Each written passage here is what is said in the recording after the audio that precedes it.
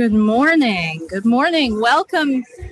Welcome to the Unitarian Universalist Congregation of Danbury. We are so glad that you are here with us today.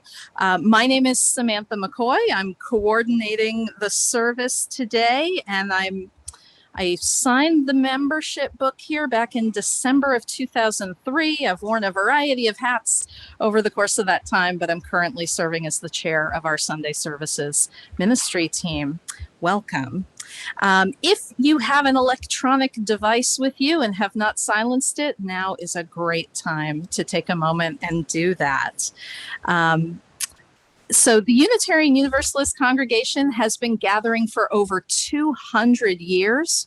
And as we work to build a more just world, we respectfully acknowledge that our physical building is on the traditional land of the Paugussett people. I'm so glad that you are able to join us this morning because you are an essential part of our celebration today. Whether this is your first, 12th, or 1000th Sunday with us, whether here in the fellowship hall or joining us online, we are stronger because you are here with us. If you're new to our community and joining us online, we invite you to introduce yourself in the chat box. Say hello as you are comfortable. Tell us where you're connecting from, and we'll be happy to chat more with you after the service. At the conclusion of the service, you'll have a chance, if you're online, to participate in a breakout room for individual connections and a chance to chat and check in. If you're new and you're here in person, we invite you to fill out a guest card, which is out in the table in the lobby, so that we can follow up with you and get to know you a little better. And we also invite everyone to stay for a little bit after the service for coffee and conversation and some more connection as well. Today, we are very pleased to welcome our speaker, the Rabbi Ari Rosenberg, as our service presenter. Rabbi Rosenberg grew up in Waterford, Connecticut, and got his BA from Rutgers and was ordained at the Hebrew Union College in 2008. He has served at Temple Shalom in New Milford, but is now the executive director of the Association of Religious Communities, which promotes interfaith cooperation to prevent poverty, homelessness, and domestic violence through the greater Danbury area. He serves as the vice chair of Danbury's Task Force on Homelessness and as vice president of the New Milford Refugee Resettlement. So, Rabbi Ari, we are so grateful you're here today, and we look forward to hearing from you. Reverend Tony Lorenzen is also here today. He's going to take part in our service. And you'll get a chance to talk more with him later as well. So we have quite a day going on today. In terms of other announcements, I know that next week, Margaret Henderson is leading our service on radical inclusion. So we will be looking forward to hearing about that. And we also want to remind everyone to save the date on August 20th, which will be Reverend Tony's real full first service where he's running the show. So in 2 weeks, we hope you'll come back, and you're invited that day to stay after the service for a little Q&A, getting to know you kind of session. So lots to look forward to. As we move into our service today, I'll remind us that we are all one people of many beliefs, many origins, sexualities, and genders. We're all growing, all learning, all loved, and just as you are welcome here. Now I invite everyone to take a moment to greet each other. If you're here in the fellowship hall, we can move around, say hi. If you're online, say hello in the chat box.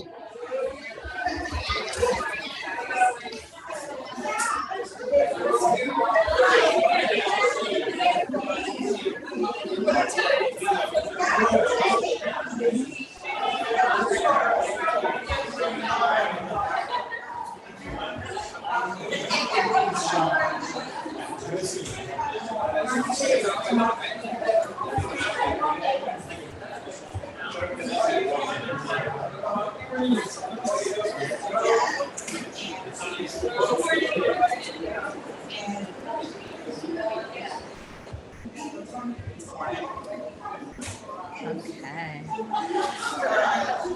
All right. Maybe I'll ring the chimes.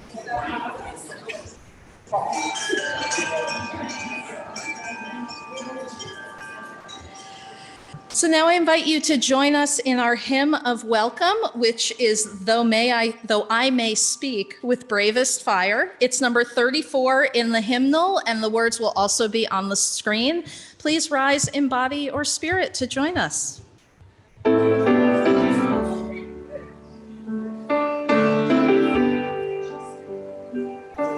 may speak with bravest heart and have the gift to all inspire, and have not love, my words are vain, as sounding brass and hopeless gain. Oh, I may give all I possess, and striving so my love profess, but not begin I love within. The prophets turn strangely dim.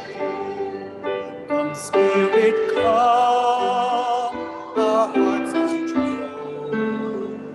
Our spirits long to be made whole. Let inward love guide every day.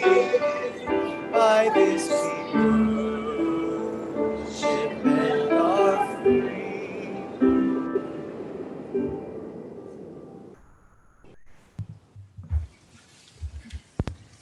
Well, good morning. It's wonderful for me to be here for day one. I started Tuesday. This is Sunday one. I'm so excited.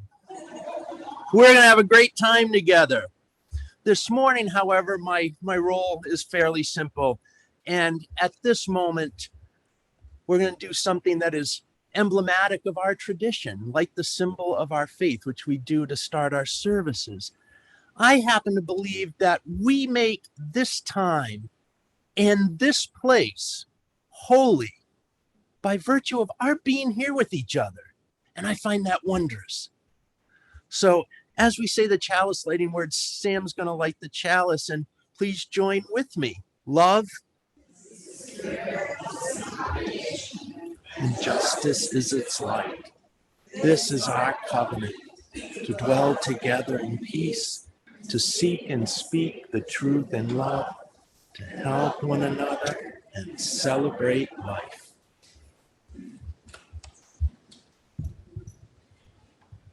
And now I'm going to invite everyone to join me in our unison children's affirmation, which typically precedes the story on a Sunday morning. So if you are able, please raise your U's high in the sky.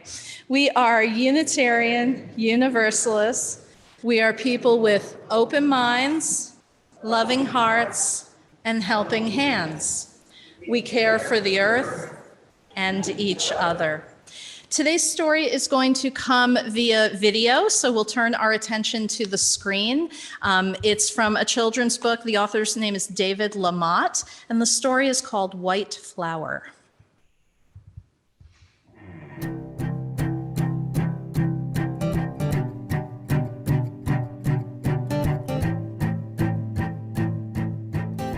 The day was bright and sunny, as most May days tend to be in the hills of Appalachia, down in Knoxville, Tennessee.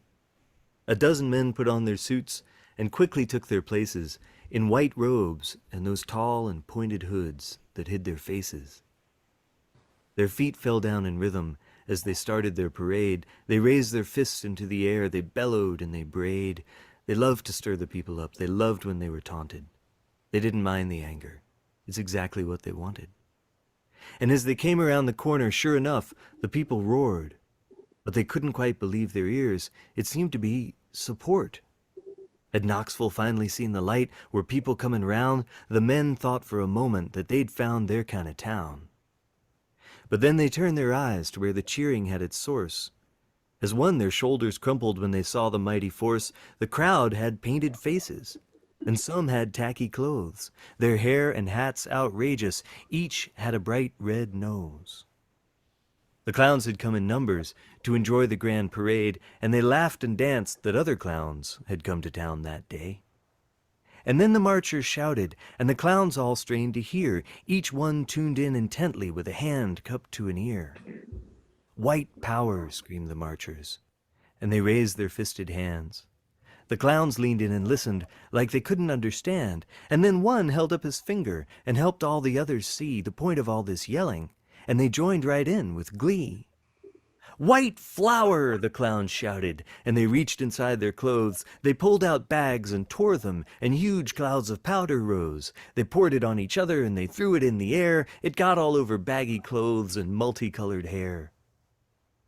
Now all but just a few of them were joining in the jokes. You could almost see the marchers turning red beneath white cloaks. They wanted to look scary. They wanted to look tough. One rushed right at the clowns in rage and was hauled away in cuffs. But the others chanted louder, marching on around the bend. The clowns all marched on too, of course, supporting their new friends. "White power," came the marchers' cry. They were not amused. The clowns grew still and thoughtful. Well, perhaps they'd been confused. They huddled and consulted, this bright and silly crowd. They listened quite intently. Then one said, "I've got it now." "White flowers!" screamed the happy clown, and all the rest joined in. The air was filled with flowers, and they laughed and danced again. Everyone loves flowers, and white's a pretty sort. I can't think of a better cause for people to support. Green flower stems went flying like small arrows from bad archers, and white petals covered everything, including the mad marchers. And then a very tall clown called the others to attention. He choked down all his chuckles and said, "Friends, I have to mention that what with all this mirth and fun, it's sort of hard to hear, but now I know the cause that these paraders hold so dear." "Tight showers," the clown blurted, as he hit his head in wonder. He held up a camp shower, and the others all got under. Or at least they tried to get beneath. They strained but couldn't quite. There wasn't room for all of them. They pushed, but it was tight. "White power," came the mad refrain, quite carefully pronounced. The clowns consulted once again. Then a woman clown announced, "I've got it. I'm embarrassed that it took so long to see, but what these marchers march for is a cause quite dear to me." "Wife power," she exclaimed, and all the other clowns joined in. They shook their heads and laughed at how erroneous they'd been. The women clowns were hoisted up on shoulders of the others. Some pulled on wedding dresses, chanting, "Here's to wives and mothers." The men in robes were sullen. They knew they'd been defeated. They yelled a few more times, and then they finally retreated. And when they'd gone, a kind policeman turned to all the clowns and offered them an escort through the center of the town. The day was bright and sunny, as most May days tend to be, in the hills of Appalachia, down in Knoxville, Tennessee. People joined the new parade. The crowd stretched out for miles. The clowns passed out more flowers and made everybody smile. And what would be the lesson of that shiny southern day? Can we understand the message that the clowns sought to convey? Seems that when you're fighting hatred, hatred's not the thing to use. So here's to those who march on in their big red floppy shoes.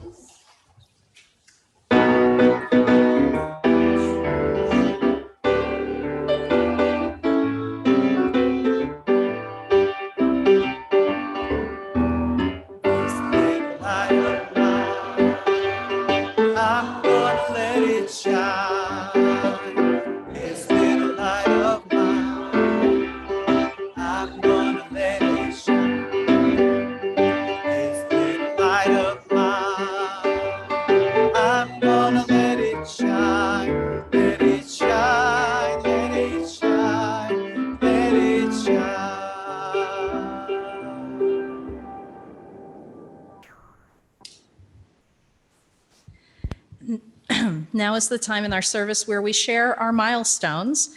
And we do that in two ways. We start with some silent milestones where you're welcome to come up if you're here in the fellowship hall and approach the table, choose a stone and place it in the bowl.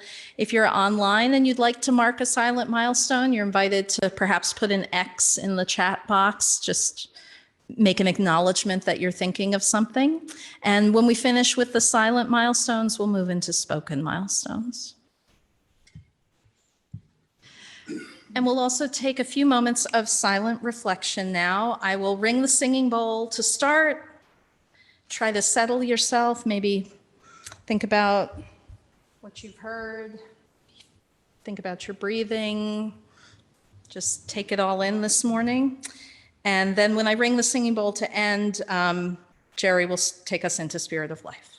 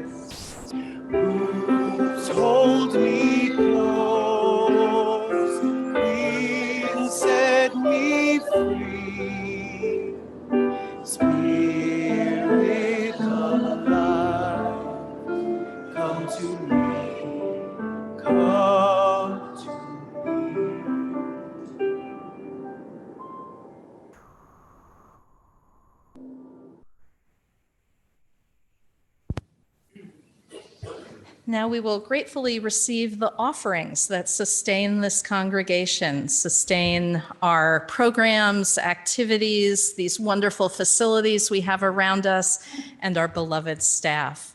If you are here for the first time, we invite you to let the plate pass you by. Your gift here, your presence here is your gift to us, and we thank you for that.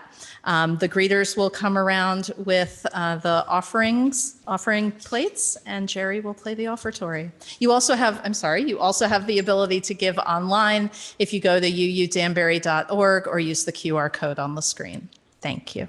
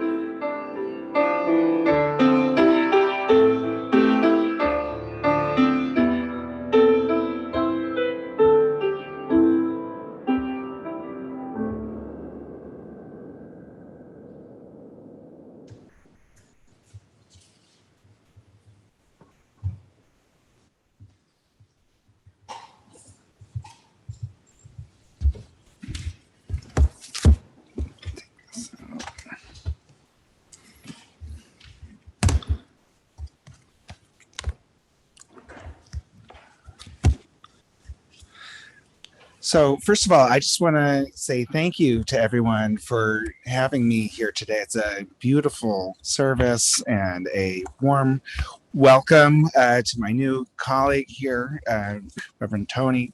And it's just really great to be here on this beautiful, glorious Sunday morning. Just a few words about myself. As we said in the bio earlier, I grew up in Connecticut, in Waterford, on the other side of the state where my parents still live. I went to Rutgers and Hebrew Union College. And I have lived in Connecticut and Massachusetts and New Jersey and Ohio and California. I lived in Jerusalem for a year, and I also lived on kibbutz for a year when I was younger. I had the privilege and honor to serve Temple Shalom in New Milford, Connecticut, where I live. And for the last several years, since 2020, I have served as the executive director of the Association of Religious Communities. I'm also vice president of New Milford Refugee Resettlement and vice chair of the Danbury Task Force on Homelessness. And I enjoy my blended family with my beautiful wife, Erin, over here, our 4 kids, our huge dog, our 2 cats, our 8 chickens, and my son's disgusting snake. I was recently invited to participate in a discussion with a New York University professor, Marcia Pally, who had written a book on the theology of the Canadian Jewish musician Leonard Cohen. And in the book that she wrote, she had a quote from him. I'm just going to paraphrase it here, but he was talking about in biblical times was this sort of tension between the priests and the prophets. The priests were really focused on the letter of the law, and the prophets were really focused on the spirit of the law. It was the priests that were really concerned about exactly how to follow all of the rites and the rituals of the tradition, because they felt that if you didn't do that, it would be essentially blasphemy and insulting to our Creator. But as the prophets are really focused on the spirit of the law, the morals and the values and the ethics that really sort of flowed through all of the other rituals. And so in the book, Leonard Cohen is sort of grappling with what would it be like for one person to be both a priest and a prophet. And I think he may not have been aware that some of the prophets were actually priests. And Isaiah is one of those prophets who is actually, he began his career as a priest. So he had both mindsets, both perspectives.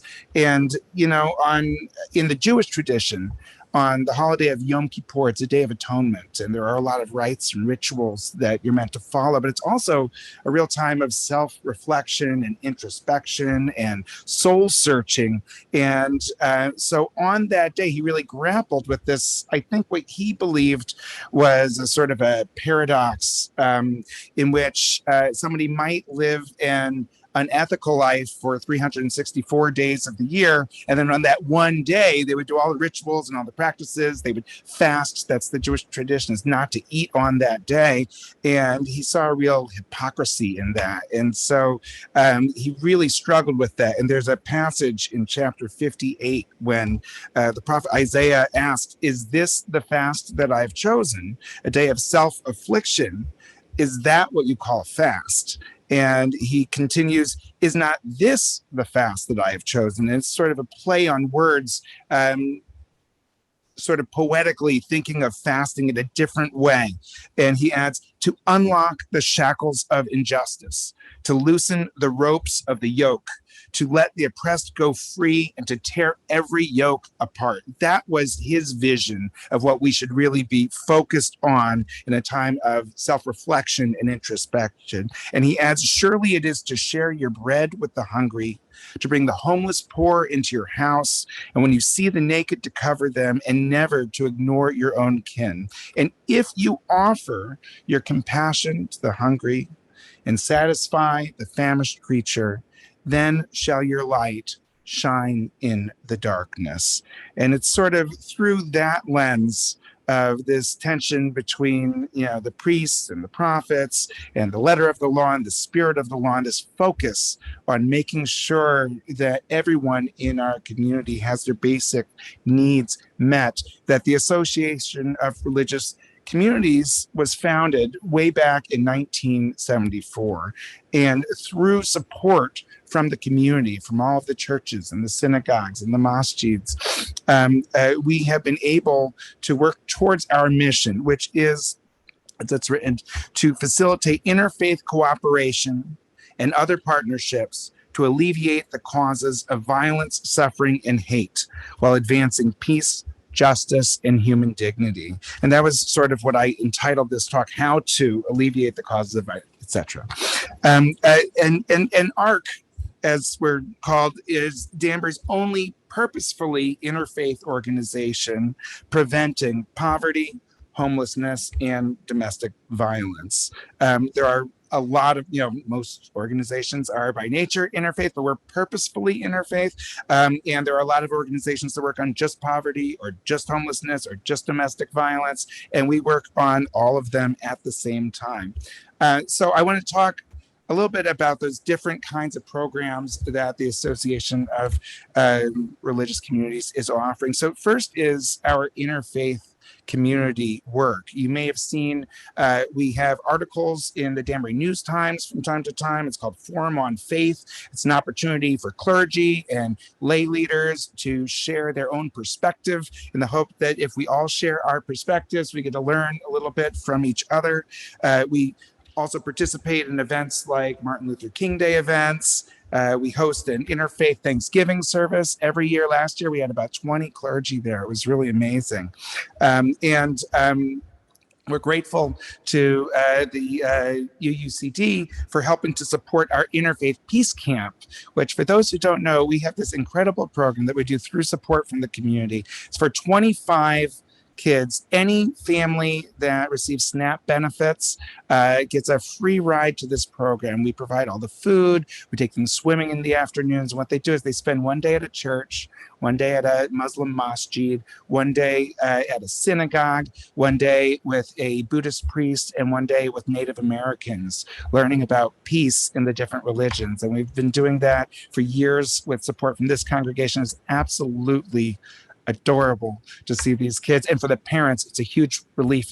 For many of these, first of all, every single kid got a free ride this year, but for many of these kids, their families cannot afford to send them to camps. Even the Parks and Rec camps can be cost prohibitive for some of the families, and it's a real relief to the parents in the summertime to be able to send their kids off with an organization that they can trust, know their kids are going to have a positive experience together, and embrace a little diversity in the community. And so it's really a very special, rewarding experience that I look forward to every year.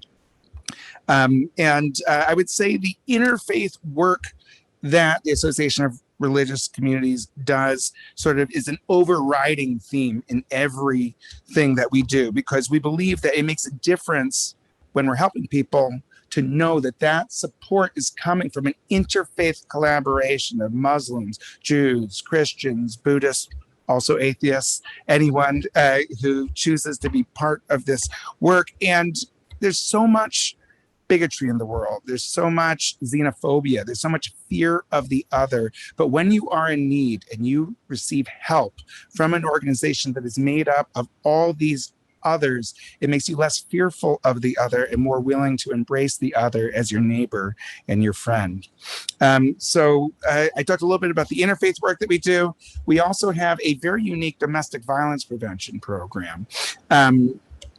There are several organizations in the area that do a lot of work to support the victims of domestic violence, and we do that as well. But our program is a little unique in the sense that we work directly with the abusers. So when someone has been so abusive that they find themselves in court, the judge has to make a decision. What are they going to do with this person? They can send them to jail, but that first of all, it's very costly. Secondly, it has a very high recidivism rate, meaning they go back to the same behaviors. And third, there's a lot of times when the family doesn't want to be torn apart. That might be the largest source of revenue in the family that you've just now removed from the family, taken out of their work, put them in jail where they're no longer able to support the family, right? So the real goal is to make sure that the family can, if they choose to, stay together, but to remove the violence. And so there's about 25 organizations throughout the state of Connecticut that provide this family violence education program.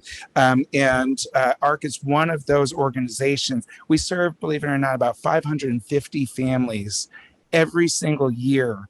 And our recidivism rate is below 4%, meaning for over 500 families throughout the greater Danbury area, we're literally ending violence in those families while allowing the families to remain intact and supportive of each other. And we're deeply, deeply proud of that program. We actually get a state grant to run it, but we have to bid below the cost of running the program to get that grant. So we have to do fundraising to make up the difference to provide that service to the community. And it's something that we're very glad to do because it seems to be very, very effective. So I talked interfaith, I talked about domestic violence prevention. I wanted to say a word or two about the urgent assistance that we provide to the community. Throughout the pandemic, we gave out over $100,000 to people in the greater Danbury area, not directly to them, but we paid their utility bills, we paid their car repairs, we sometimes paid their mortgage payments and their rent payments to prevent them from sliding into homelessness. We just wanted to make sure that people's needs were being met. We also, just in the last year, were able to, through my other organization, New Milford Refugee Resettlement, in collaboration with them, we're able to help 3 families resettle to the area from Afghanistan. And they're really, really wonderful families. One of them is a master. He calls himself a calligrapher, and it's a form of calligraphy, but it's really just this fantastic artwork. It's like this big, and the letters are huge, and it's just absolutely gorgeous. It's the kind of thing that you would find in a mosque, but he also has it on the front door of his house. It's just really a very unique art form. Another is a young man who's 25 years old, taking classes at WestCon now, and he's working at a bank, and we're trying very hard to get his family out of Afghanistan now, which is a real challenge because there is a family reunification program, but usually the United States sees that in terms of like a spouse or children, but not necessarily the next level, your parents, your siblings, your cousins. So we're working through some organizations to try to get them out of Afghanistan and to the United States via either Pakistan or Albania or whatever we have to do. And the third family is this master potter. He is it's either 7th or 10th generation potter that has a very traditional style. He now is using an electric wheel for his pottery, but the way he learned and the way he practiced in Afghanistan was with one of the kick wheels. He's really the only one who produces his kind of pottery, this side of the world. He's really developed quite a following in the area, and you may see him at various craft fairs in the community. He teaches sometimes in Brookfield, it's just a really, really loving, wonderful family that we're glad to bring into the community. And the other part of our urgent assistance program is ARC's Comida Food Pantry. Comida is Spanish for food. I believe my wife's a Spanish teacher. Okay, good. Thank you. So we used to have about 25 families that would come to us maybe twice a month. We'd get some salvage from Trader Joe's, and we'd get a can of tuna fish and some peanut butter. But it's grown and grown and grown just over the last 3 years to the point where now we get about 125 families every single week. Rain, snow, sleet, hail, they're lined outside our door. We make sure that we have meat and dairy and fresh produce, fruit and vegetables and dry goods, and we send them home with at least 30 pounds of food. Often I have to help them up the stairs with their food because some of them are somewhat frail. But we are the fastest growing food pantry in Danbury. We're the largest choice pantry in Danbury. Most of the pantries, they pre-bag everything to make it an efficient process, but a lot of the clients really prefer to be able to choose. Some of them don't like peanut butter, some of them don't eat fish, they prefer chicken, some of them want dry beans instead of canned beans. It makes a difference to some people in their dignity to be able to choose what it is that they want. So we're the largest choice pantry in Danbury, and I'm very proud to say that last year we served 4,000 unduplicated individuals. There were 4,000 people who availed themselves of our services over the course of the year. The last piece that I just wanted to talk about, which is really some of the most important work that is being done right now by the Association of Religious Communities, is what I call our homeless support systems. And just a little bit of background, in the state of Connecticut, we have some of the highest income wealth disparity in this state. We are the sixth most expensive housing market in the country, and there is significant residential segregation by race and income into different communities and neighborhoods throughout the state. And because we don't have county government in this state, each town is dealing with this on their own, which makes it a little bit more complicated. And to make it even worse, there's a severe shortage of affordable housing stock in the area. I was on Danbury's Affordable Housing Plan Committee, and we noted that we need thousands and thousands more affordable housing units in order to address the needs of this community. And what we're seeing now is that homelessness is actually increasing throughout the state. It had gone down. Back in 2016, there were about 4,000 homeless people in the state, and it had gone down to about 2,500 in 2021. And then it went up in 2022, it went up in 2023. We're somewhere over 3,000 again. And it seems to be climbing, and that does seem to be the case for Danbury and the surrounding area. In Danbury, before the pandemic, about 49% of the community was considered ALICE. That's asset limited, income constrained, employed. We're talking about the working poor, people who have a job, but they're not generating enough revenue to cover all of their expenses and their rent and their needs for their kids. Before the pandemic, there were 5 small homeless shelters throughout Danbury, each with a capacity between 10 and 20. And they served about 100 homeless residents in the area. It seems to be, no matter what the year, no matter what the circumstances, approximately 100 homeless people in this general community. And then throughout the pandemic, we saw the rental rates go up, we saw the eviction rates go up, and we saw an influx of new residents coming from New York and surrounding areas, which was actually good for the economy, generally speaking. But there was more people coming in when we already had a dearth of affordable housing stock, and it made it even harder for people getting evicted to find more homes. There was one organization that was able to use state funding. You might have seen there are several articles about this in the newspaper recently. They got state funding to acquire a hotel. What was nice about that was it was large enough to accommodate the entire homeless population of Danbury. And at a time when we needed to practice social distancing, people were able to have their own rooms.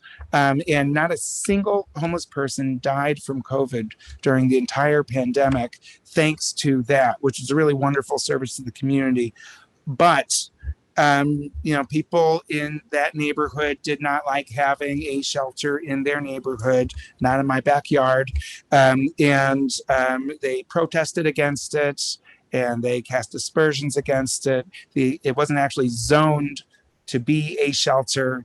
And when they applied to the zoning commission, it was rejected, unfortunately. Then they reapplied. They said, well, maybe not a shelter. Maybe we'll do it as affordable housing. We need more affordable housing. We could use that. That was also rejected. They went to court this past week. And the judge hasn't ruled yet, but based on some of the statements that the judge said in court, it does not seem likely that that is going to be approved. And so we lost that shelter. And so in the absence of that shelter, there were no more shelters left in Danbury. And so ARC had two major responsibilities. One was to house as many people as we could because there wasn't enough shelter space. So we had to get people into actual houses. I'll say in fiscal year 22, we were actually able to take 40 people who were literally living under the stars and place them into affordable housing units throughout the area with a case manager to help them balance their budget and get work and make sure that they have access to all of the services that they need.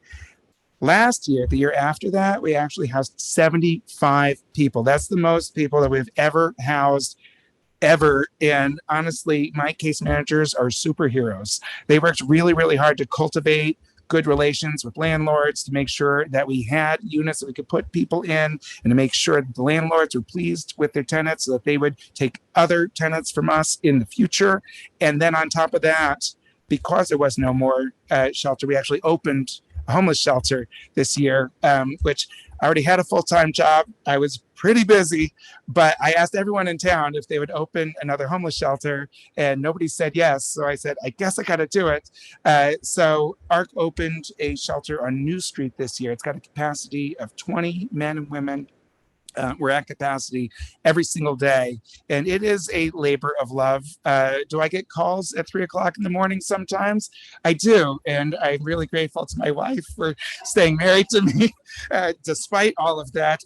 Do I get called in on the weekend from time to time?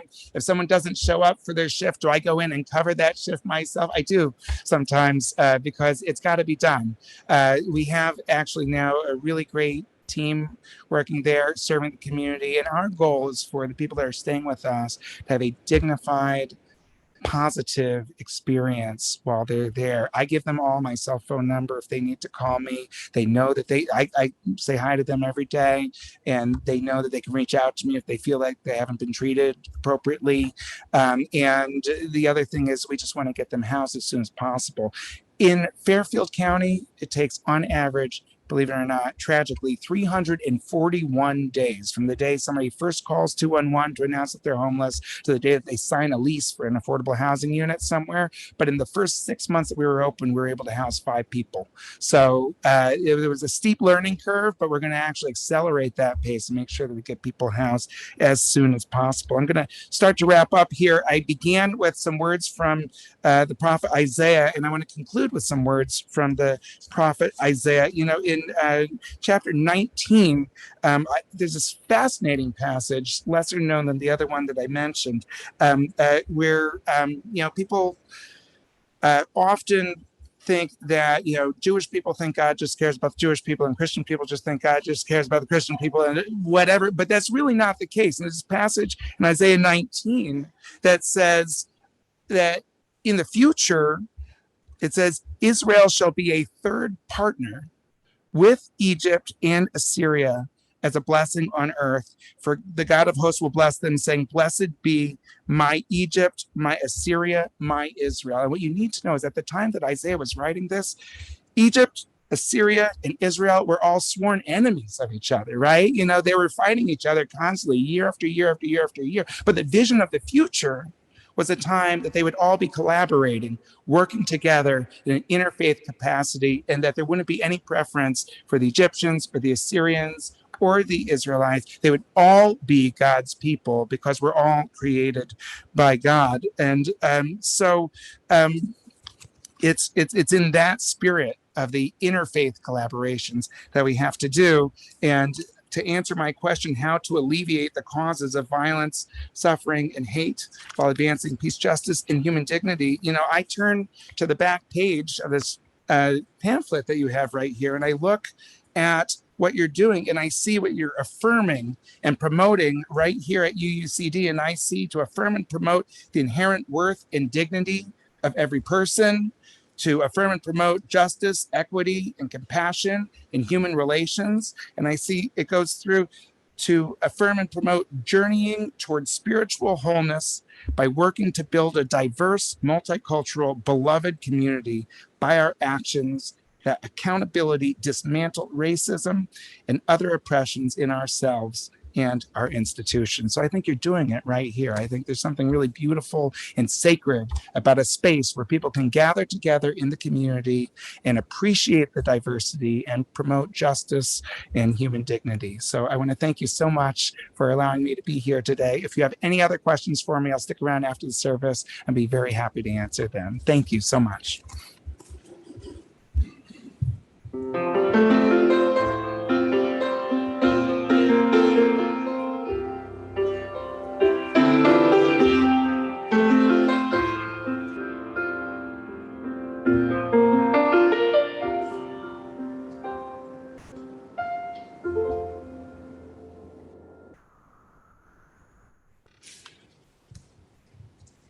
We'll extinguish our chalice in a moment, but Rabbi Ari, thank you so much. That was such a beautiful reminder of what's possible.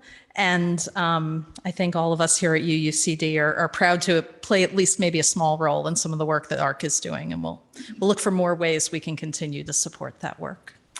So as we extinguish our chalice, the words are in your order of service. They're also up on the screen, so please join me.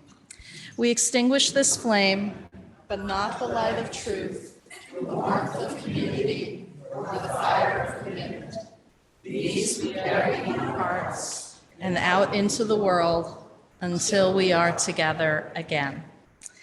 And now we'll have our hymn of celebration, which is number 298 in your hymnal. It's called Wake Now My Senses. The words will also be on the screen. Please rise in body or spirit.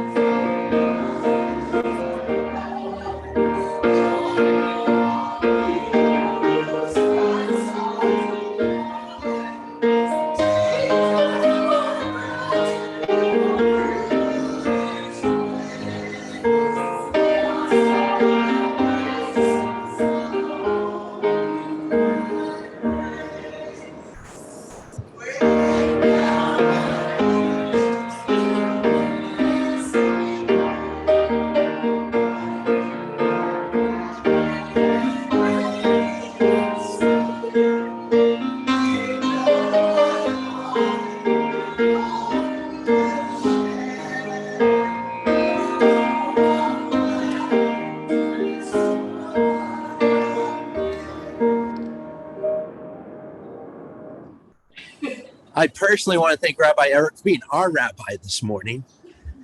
His words remind me of our Unitarian theologian, James Luther Adams, who said that our congregation should be a priesthood and a prophethood of all their members. Thank you for renewing our call to us this morning, to be priests and prophets, holy people. Remember the words of your chalice extinguishing. Take the light with you when you leave here. And when you leave here today, go in peace, my holy ones.